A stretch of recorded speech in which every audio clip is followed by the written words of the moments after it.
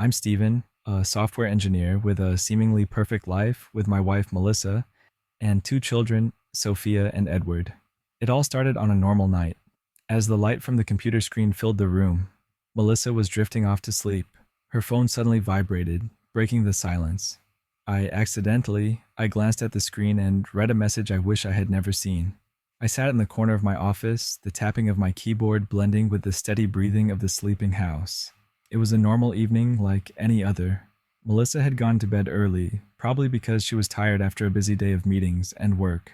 My two children, Sophia and Edward, were also curled up under the covers, the soft light of the nightlight illuminating their innocent faces.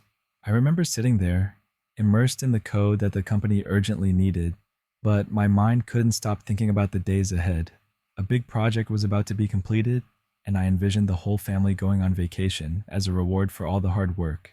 In my mind, this family was everything, and everything I did was for them. But in that most peaceful moment, a sound broke everything. The soft vibration of the phone on the kitchen table, the iPhone that Melissa always carried with her. It was just a text message, but in the silence of the night, the sound rang like an alarm. I didn't mean to pay attention, but the light from the screen caught my eye. The words that appeared made me unable to look away. Last night was amazing. When will we see each other again? Followed by a red heart icon. My heart clenched. My fingers unconsciously stopped typing. I tried to calm myself down, telling myself that I must have misunderstood. Maybe it was her friends. Some silly joke. But as I stood up and walked to the phone, a bad feeling began to rise, like a dark shadow creeping into every corner of my heart. I picked up the phone. The screen was still lit, showing the sender's name, Christopher. The name was unfamiliar, but the message felt so close, so personal. I hesitated for a moment, wondering whether to put the phone down or continue reading. But then I swiped the screen open, opening the conversation. I stared at the phone screen, each message appearing like a knife carving deep into my heart. I can't stop thinking about you, Melissa. Every moment with you is wonderful. The next text message made my chest feel like it was being squeezed. Last night, when we were at the cafe, your eyes made my heart skip a beat. Thank you for giving me the chance to be close to you. My hands were shaking. I kept scrolling down to see more. The messages that followed were like pieces of a dark puzzle, revealing a reality I didn't want to face. I miss your smile, Melissa. You make me feel like I'm the most special person in the world. Don't worry, I'll keep everything a secret. We deserve this moment. I swallowed, bitterness rising in my throat. Everything inside me boiled. Anger, grief, shock, and a little fear. There was no mistaking these words. They were clear evidence that Melissa, the woman I'd loved and trusted for 12 years, was betraying this family. I put the phone down on the table and took a deep breath to calm myself. My heart was pounding so hard, it felt like it was going to burst. All the memories of us came flooding back. Our wedding day, the birth of Sophia and Edward, the happy moments that I had thought were real. Now they were all gone, replaced by a sense of loss and betrayal. But I couldn't lose control. This wasn't just between Melissa and me. This was my family. This was Sophia and Edward. I had to know the truth before I made any decisions. I turned back to the phone, determined to find out more.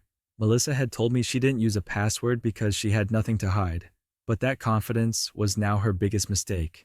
I opened the messaging app and found more conversations with the name Christopher. The content was full of secret dating messages.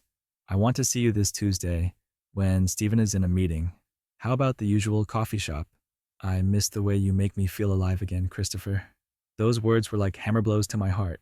I continued to check, this time turning to her email. There, the pictures, the movie tickets, even a hotel reservation, all pointed to one undeniable fact. I slumped back in my chair, my mind blank. Melissa, the woman who had promised to be by my side no matter what, was betraying me. But what hurt me the most was not the deception, but the fact that she was willing to risk the loss of our family without hesitation. My mind gradually formed a single question. Why? What did I do wrong? Was it because of the late nights I spent working to provide a comfortable life for my family? Was it because I no longer spent enough time with her? Or was it because of some other reason that I could never understand? But even as these questions flooded in, I knew they didn't matter anymore.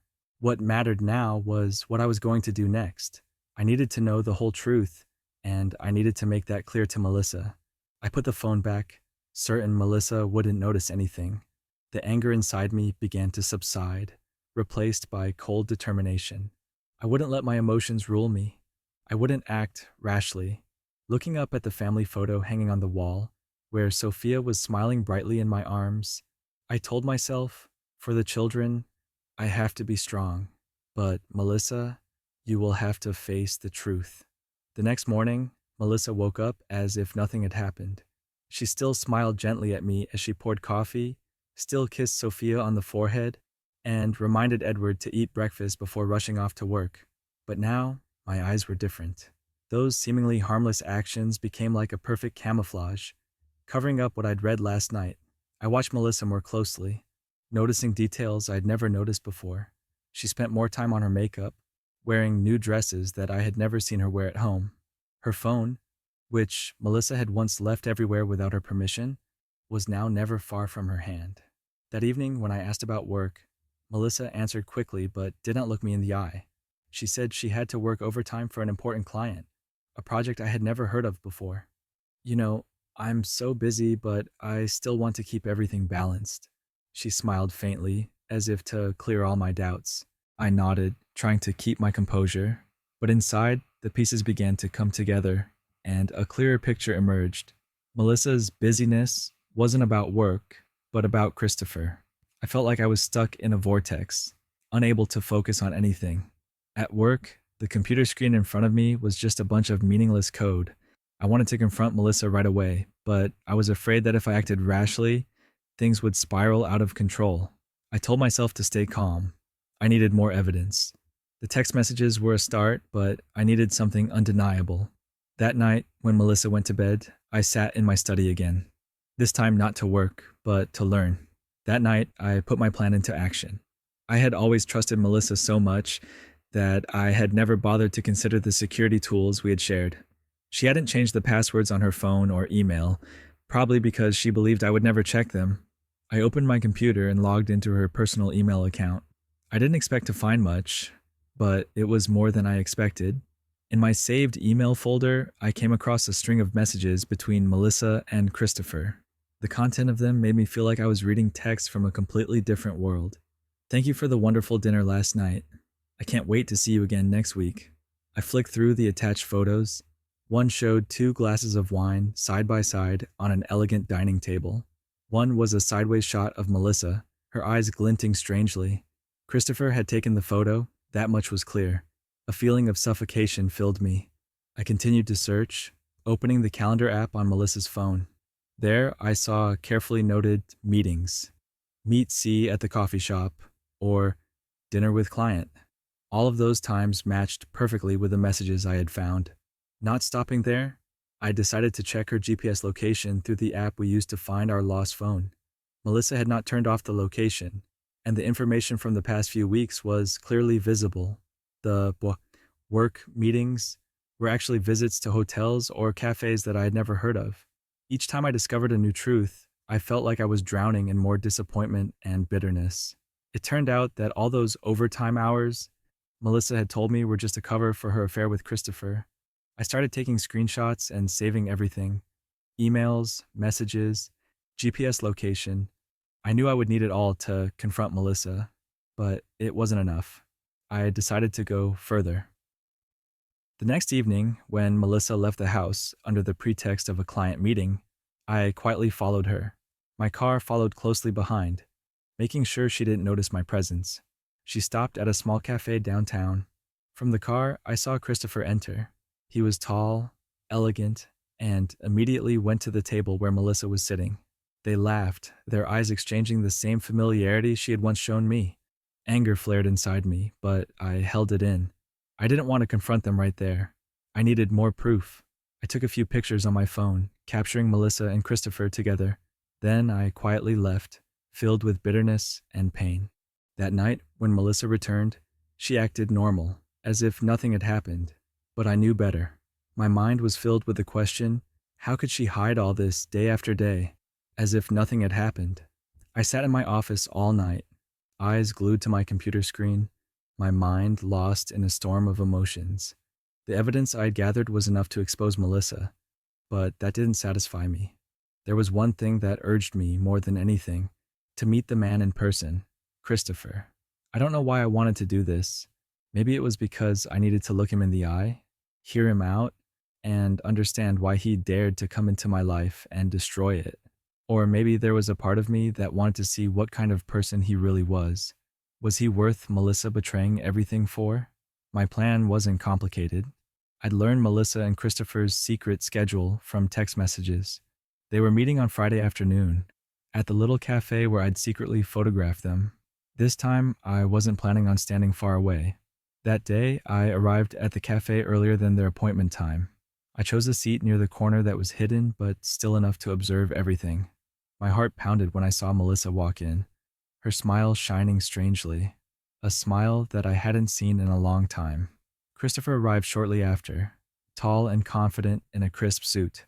He walked over to Melissa's desk, gently pulled out her chair, and leaned down to say something that made her giggle.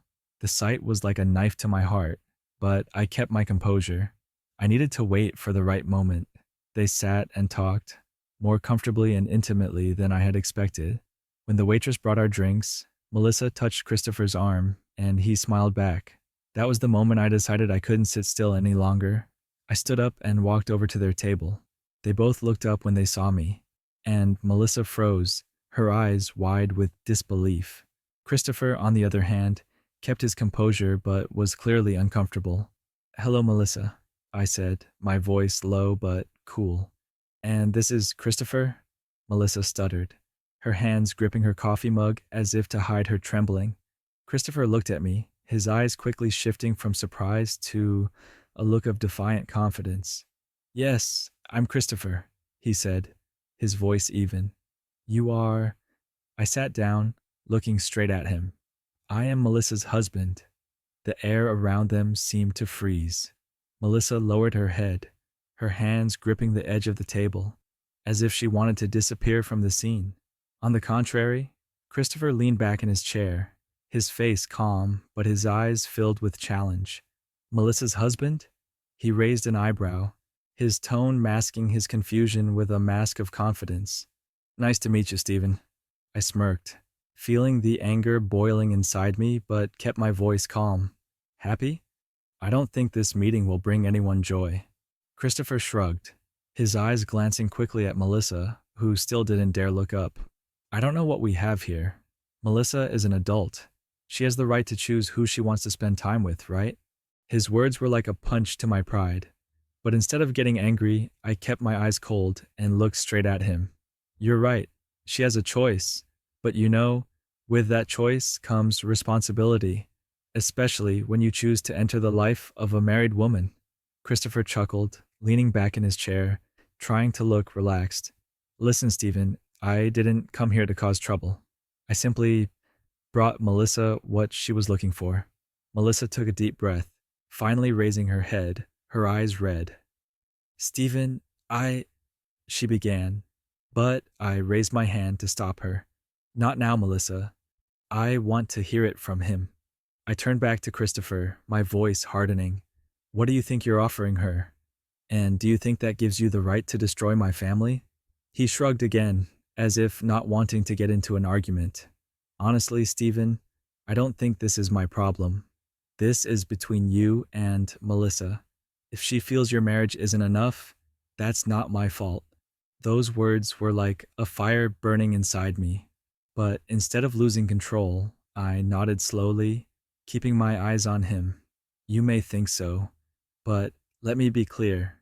You are not just entering my marriage. You're entering the lives of our 2 children, Sophia and Edward. And let me say this, I won't let anyone hurt them." Christopher paused, the confidence on his face fading for a moment.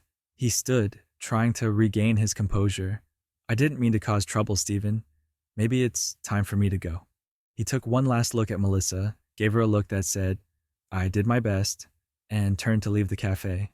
I sat there, across from Melissa, saying nothing for a long moment. She didn't dare look at me, her hands trembling on the table.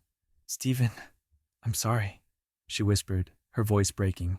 I stood up, took out my wallet to pay for the coffee I didn't drink, and looked at her again.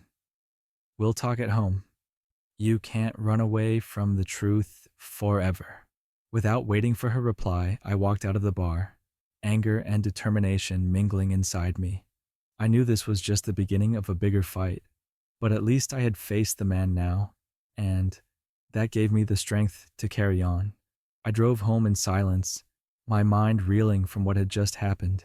The encounter with Christopher had done nothing to calm my anger. On the contrary, it had only strengthened my resolve to force Melissa to face the truth. She had tried to cover it all up, to live two parallel lives, but now it was all falling apart. When I got home, I walked into my office and sat down at my desk. The evidence I'd collected was sitting on my computer, like bullets in a chamber.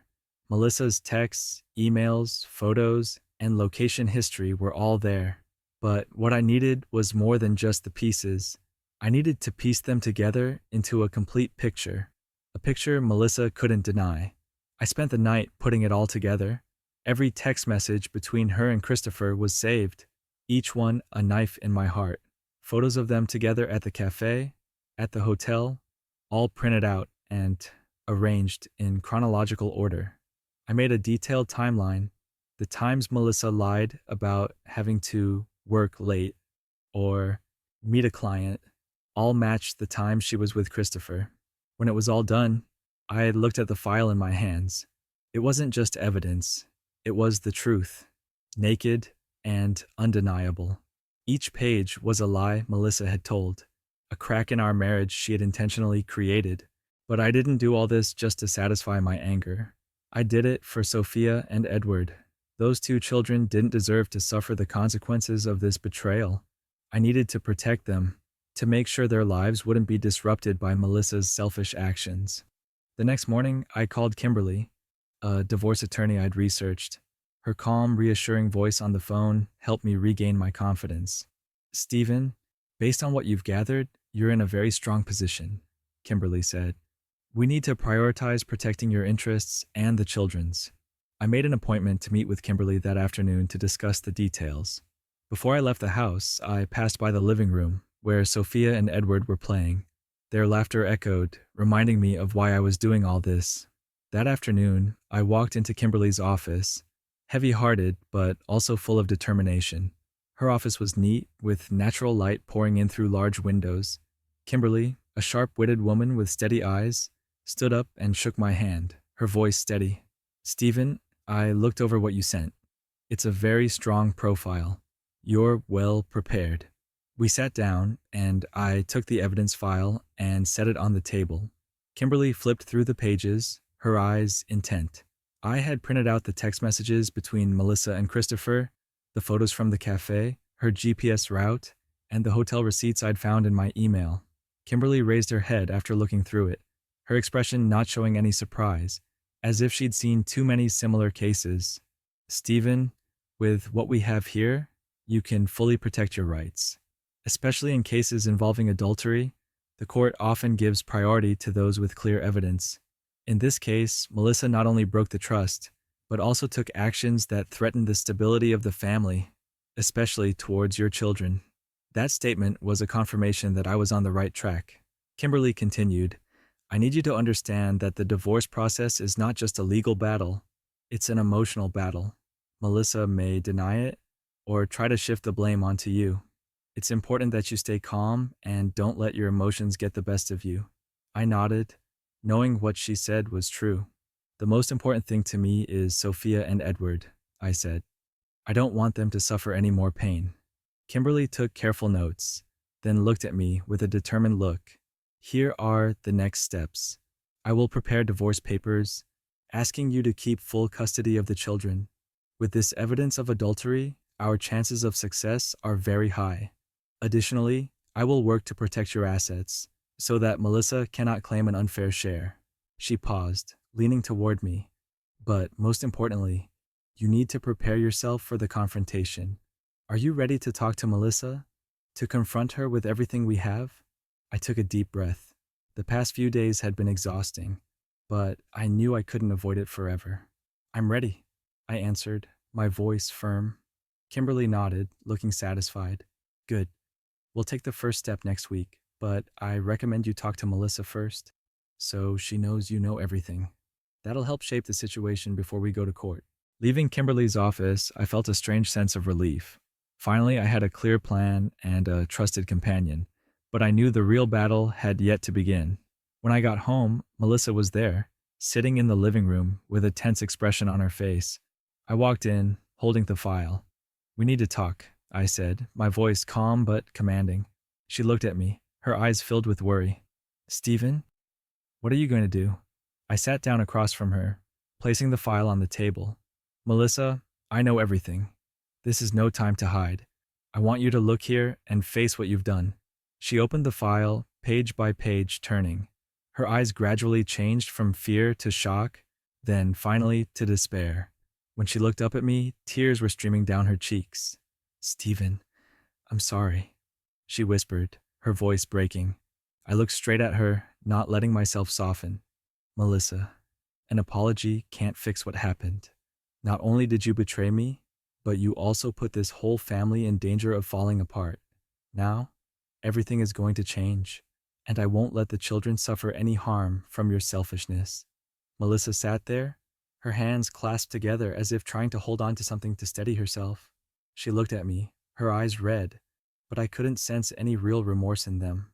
Instead, there was confusion, fear, and maybe anger. "Stephen, I don't know where you found these things, but you have to understand. It's not as simple as you think," she began, her voice trembling but trying to sound strong. I folded my arms and leaned back in my chair, my eyes never leaving hers. "Then explain, Melissa. What do you think justifies what you did?" She bit her lip, looking up at me as if searching for words. "Stephen, I feel lost. For a long time, I no longer feel the connection between us. You're always busy with work. You don't care about me like before." I raised my eyebrows, my voice turning cold. "So, you chose to have an affair? Choose Christopher to hook up with instead of telling me how you felt?" Melissa shook her head, tears starting to fall down her cheeks. "No, I didn't mean for it to get this far. At first, Christopher was just a friend, someone I could talk to. He listened to me. He made me feel appreciated." Her words hit me like a slap in the face. "So, it's your fault that I feel unappreciated? I work day and night to provide for this family, for you and the kids, and this is how you repay me?" Melissa burst into tears, her voice breaking. "Stephen, I didn't mean to hurt you. I didn't think you'd find out, and I didn't want to destroy our family, but I lost control." I smiled faintly, shaking my head. "You don't want to destroy the family, but your actions do the opposite. Melissa, you didn't just betray me, you betrayed Sophia and Edward. Do you think what you did won't affect them?" My words made Melissa silent for a moment, as if it hadn't occurred to her, but then she looked up, her eyes blazing with defense. "Stephen, I'm not the only one at fault. You're to blame too. You've always been distant, always letting work take up all your time. You never really saw me anymore." I felt anger rising inside me, but I held it in. "Melissa, don't try to blame me. If you're unhappy, you can tell me. We can work things out. But you chose to lie, and that's unacceptable." She didn't say anything, just bowed her head, tears falling drop by drop on the table. I stood up, my voice colder than ever. "Melissa, things have gone too far. There's no turning back. I did everything to protect this family, but you destroyed it with your own hands." Melissa raised her head, her face streaked with tears, but her eyes had changed. Gone was the weakness and remorse from before, replaced by defiance. She took a deep breath, her voice stronger as she broke the silence between us. "Stephen, do you think you're perfect? You always say you do everything for your family, but do you ever really spend time with me and the kids?" She stood up and walked closer to me, her eyes full of challenge. "You're always immersed in work, always prioritizing projects and clients over us. Don't make yourself the victim in this story." I crossed my arms, my eyes cold as I looked at her. "Melissa, don't try to blame me. Who am I working for? I did all that to give you and the children a comfortable life. What about you? Instead of talking to me, You chose to turn your back and betray me. Melissa shook her head, her voice filled with frustration. Stephen, you don't understand. You never really listened to me. I tried, I waited, but in the end, I realized you didn't care about me anymore. Christopher may have been wrong, but at least he saw me. He made me feel important. Her words felt like another stab in my pride, but I didn't allow myself to be shaken. I just stared at Melissa silently, letting her push herself deeper into desperate justifications. Melissa, are you saying that all you do is because I don't spend enough time with you?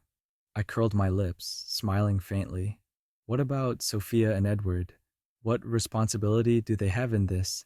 Aren't they important enough for you to keep this family together? Melissa paused, her eyes wavering. She didn't answer right away, but then tried to respond. Stephen, I never wanted to hurt the kids. I thought I thought I could control everything, keep everything in check. I never wanted to destroy this family. I shook my head, my voice growing colder. You think you can control it? Melissa, you've been living in a fantasy world, thinking you can have an affair and maintain a perfect family. But you're wrong. You can't have both. Melissa took a step back, her face going from anger to confusion. Stephen, I'm sorry. I know I was wrong, but please don't let this ruin everything. We can fix it. We can save this marriage for the kids. I looked at her, feeling the weariness rising in my heart. Melissa, there are some things that can't be fixed once they're broken. You didn't just betray me, you destroyed the trust that was the only thing keeping us together. She burst into tears, this time not out of defense or protest, but out of genuine despair. Stephen, I beg you, don't let this end like this. I promise I'll change. I'll do everything to make it up to you. Please, for the children. Her words hung in the air, but I knew I wasn't as soft as before. I had made my decision. Melissa, this isn't about you or me anymore. This is about Sophia and Edward. They need stability, and that can't be found in a family of lies. I've met with a lawyer and made all the arrangements. Everything is ready. I can't go back. Melissa slumped in her chair, her shoulders shaking. I felt a pang of pity, but not out of love or sympathy, because she had let her selfishness destroy everything we had built. I stood up, looking at her one last time before leaving the room. I hope you understand that this isn't what I wanted, but it's what had to be done. A few days after my tense confrontation with Melissa, I received a text message from an unknown number. It read just a few words. We need to talk. This is Christopher. I looked at the phone screen. My first feeling was surprise mixed with doubt. Why would Christopher want to contact me? Was he trying to continue the challenge? Or was he trying to justify himself? After some hesitation, I texted back agreeing to meet him. I wanted to know what he had to say, and I also wanted to take this opportunity to learn more about the man who had destroyed my family. I met Christopher at the same cafe where I'd seen him and Melissa together. This time, he didn't have the same confident, polished air as the last time. Christopher sat at the corner table, his eyes tired and his face lined with attention. I didn't think you'd come, he said, his voice low and tired. I didn't think you'd contact me either, I replied, sitting down across from him. So, what do you want? He took a deep breath, as if trying to gather his thoughts. Stephen, I know what I did was wrong, but there's one thing you need to know. Melissa wasn't the only one being used in this. I was a victim too. His words made me pause, but I didn't show any emotion. You're a victim? What are you talking about? Christopher shook his head, his eyes filled with bitterness. When I met Melissa, she told me that your marriage was nothing but emptiness. She said you didn't care about her, that she was stuck in a life with no way out. I clenched my fists but kept my voice calm. And you believe that? He chuckled. At first, yes. But as time went on, I realized Melissa wasn't just looking for love. She wanted something else. Christopher pulled a stack of documents from his pocket and placed them in front of me. I opened it and saw financial contracts, loans, and transactions related to Melissa. What is this? I asked, my eyes never leaving him. Melissa borrowed money from me, Christopher said, his voice low. thousands of dollars. She said she needed it for her business, but in reality, I don't think that's what she used it for. My heart sank as I read through the numbers. Melissa had not only betrayed me, but had also engaged in questionable financial practices. What evidence do you have that this isn't just a way for you to avoid responsibility? Christopher shrugged, his eyes glinting with weariness. I know I'm no angel in this story, but you can check it all out. I tried to end the relationship with her after I realized I was being used, but Melissa wouldn't stop. She threatened to destroy me if I didn't continue to help. I left the cafe with the documents in my hand, my mind racing with the new thoughts. Back home, I double-checked everything. The financial transactions, the history of the loans Christopher had provided. It all matched. Melissa had not only lied to me emotionally, but had also concealed dangerous financial matters. I called attorney Kimberly the next morning and laid out the whole thing. If this is confirmed, she said, it will strengthen your position in the divorce, especially in protecting the interests of the children. Melissa didn't expect that Christopher, who was once her ally, would be the one to expose everything. When I faced her again, I didn't need to say much. I placed the document in front of her, looking straight into her stunned eyes. Melissa, this is the truth. You didn't just betray me. You completely destroyed the stability of this family, and now you will face the consequences. Melissa burst into tears, but this time I didn't feel pity. Disappointment overcame all other emotions inside me. After placing Christopher's file in front of Melissa, I left the room without hearing any more excuses or explanations from her. It was all too clear. Everything I'd worked hard to build, everything I'd believed in, was shattered without hesitation by Melissa. That night, as I sat in my study, I silently stared at the pictures of Sophia and Edward. Their innocent faces were the only thing that kept me going. I knew I had to make a difficult decision, but it was necessary. The next morning, I called Kimberly to officially begin the divorce process. Which way are we going? I asked, my voice firm. Kimberly answered immediately, her voice steady as a guide. With the evidence you have, including documents from Christopher, we have a very strong position in court. I will ask for full custody of the children for you, along with a majority of the assets to ensure stability for Sophia and Edward. Melissa may have visitation, but that will be at the discretion of the court. I nodded, my heart heavy but also filled with determination. I wasn't fighting for my pride or to get back at Melissa. I was doing this for my children. They deserved a stable life, undisturbed by the selfishness and bad decisions of adults. The divorce process was quick. I gathered more evidence about the family finances, Melissa's abuses, and her dishonesty in our joint dealings. At the same time, Kimberly coached me on how to handle questions in court to ensure everything went smoothly. Every night, after I finished work and put Sophia and Edward to bed, I sit back at my desk, look over the legal documents, and think about the future. I know that after all, this is not just a legal battle, but a personal journey. I need to rebuild my own life, a life my children can be proud of. As the court date approached, Melissa seemed to realize that things were spiraling out of control. Our rare encounters became quieter, but her eyes always reflected regret and helplessness. "Stephen," she said one night as I was reading the papers, "I know I did wrong, but do you really think breaking up the family is the best thing for Sophia and Edward?" I looked up at her, my voice calm but firm. "Melissa, you brought us here, and now I will do anything to protect the children, even if it means this family will never be the same again." The day of the trial finally arrived.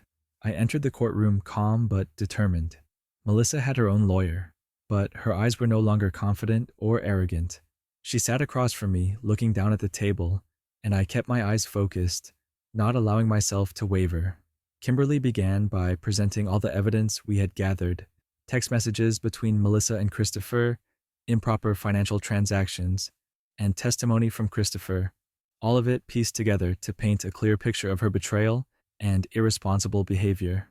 I sat silently listening to Kimberly's argument, feeling both pain and relief.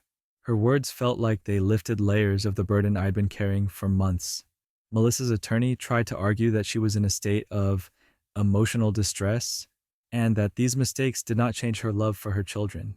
But Kimberly fired back with a sharp retort: "Your Honor, Melissa's actions not only caused emotional harm to the family, but also directly threatened their financial stability.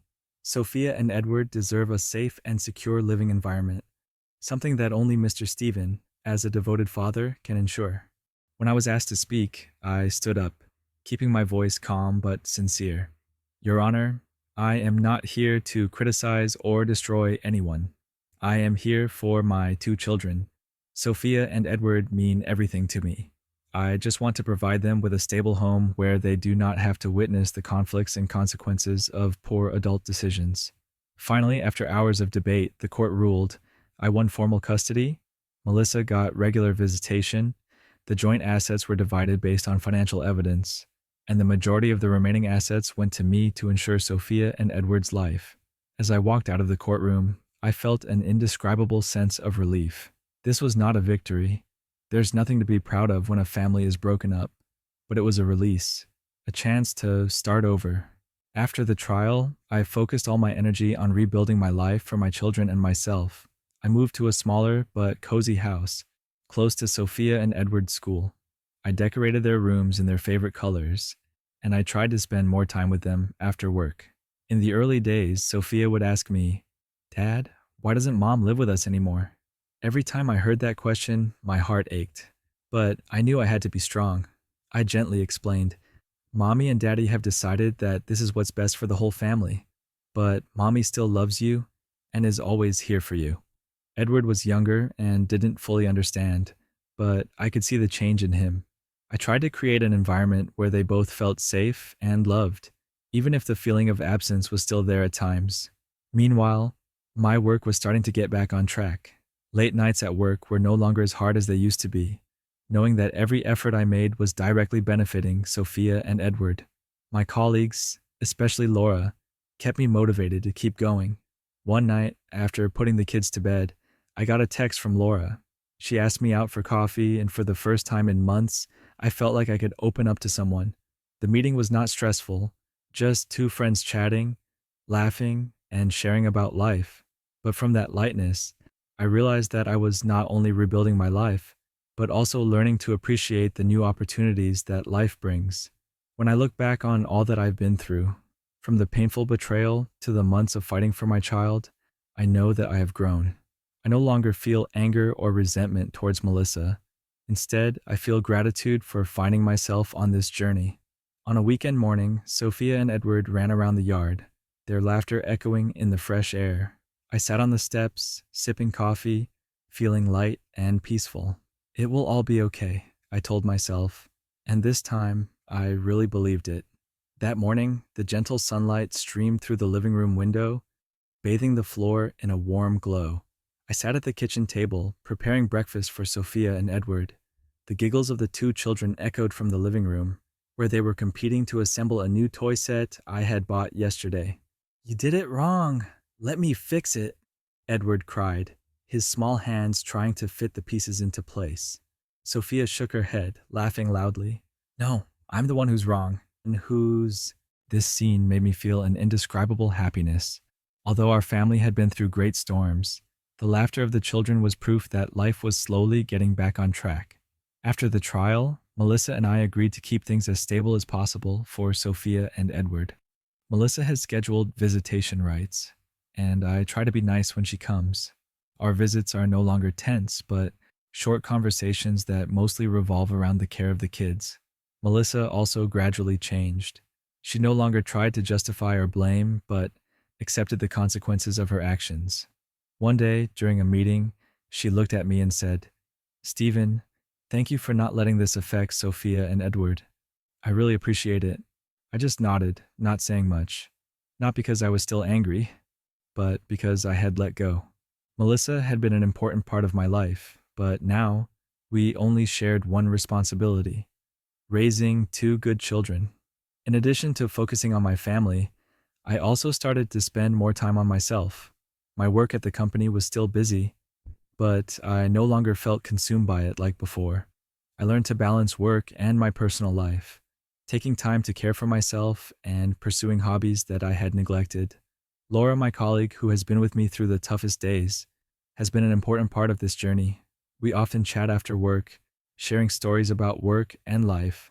Every time I see her, I feel the comfort and sincerity in her eyes. One evening, after putting Sophia and Edward to bed, I got a text from Laura. Want to go get coffee? I think you need some time to relax. I agreed, and that was the first time I felt light when entering a new relationship. No pressure, no expectations.